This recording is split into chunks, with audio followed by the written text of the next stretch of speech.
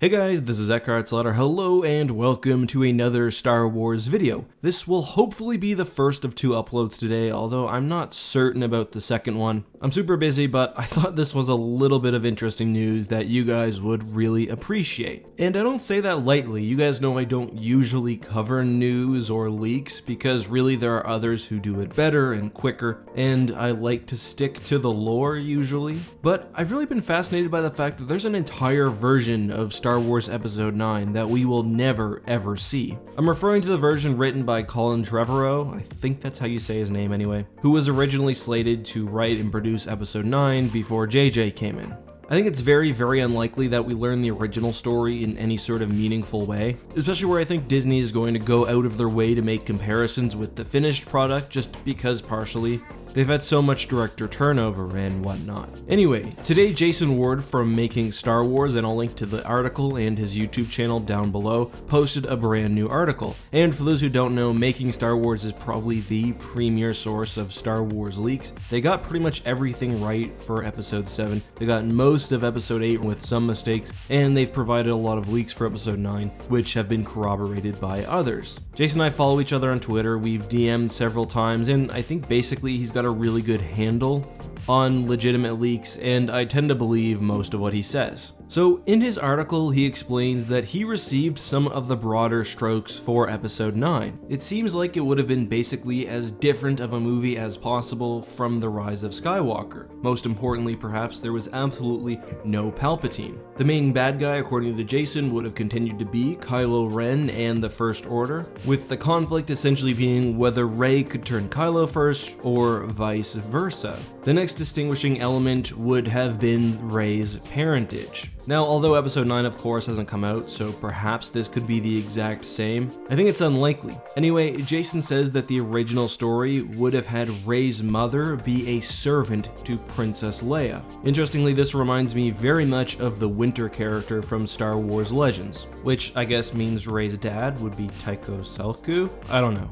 But either way, the key is that Rey was essentially a childhood friend of Ben's. The article describes their relationship as like siblings who grew up within the Solo household. Now, this really doesn't work for a variety of reasons. The main being, why would they not recognize each other? And why would Luke, Leia, and Han not be willing to acknowledge Rey as someone who was close to their family? It seems like Rey's mother didn't really do anything terribly evil, such that the sins would be passed on to Rey herself, and again, this is speculation, but to me, it's really hard to have this make sense in the context of the other two movies. I also think this specifically misses a lot of context from The Last Jedi. Now, it should be noted, I did say Trevorrow wrote the script, and he did, but he was additionally assisted by his longtime collaborator Derek Connolly. Anyway, according to Wikipedia at least, the first script was done in August 2017, but Lucasfilm was dissatisfied, and it seems like they could not come together to make something that worked. With that being said, I do think it makes sense why there would thus be some context missing, and why it might not take The Last Jedi fully into account, which released in December.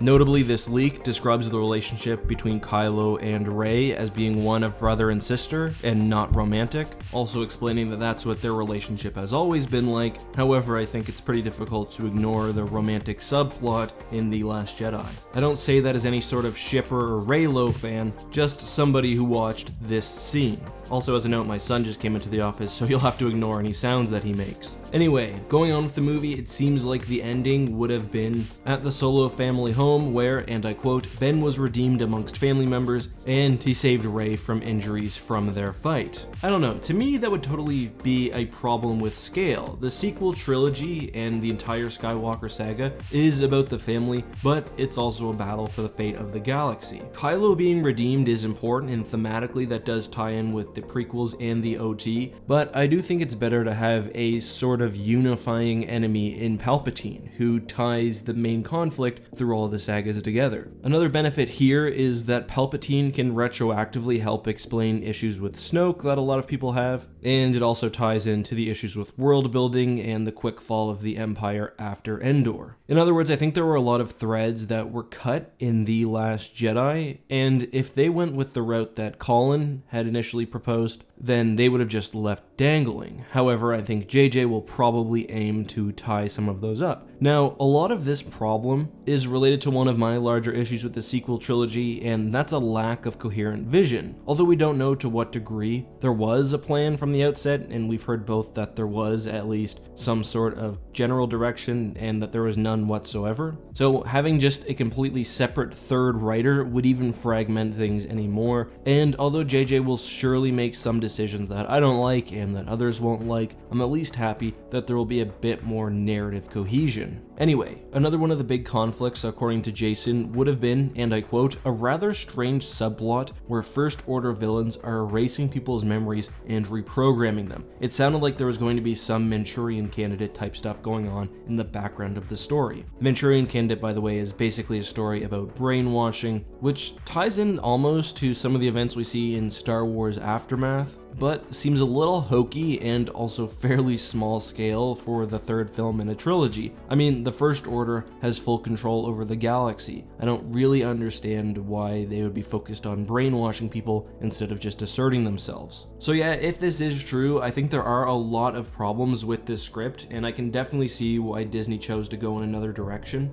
I'm definitely more excited for episode 9 than I would have been for this version, and I think we can really see the mistake it was to not have a cohesive vision, one director, one writer, one staff for the entire trilogy.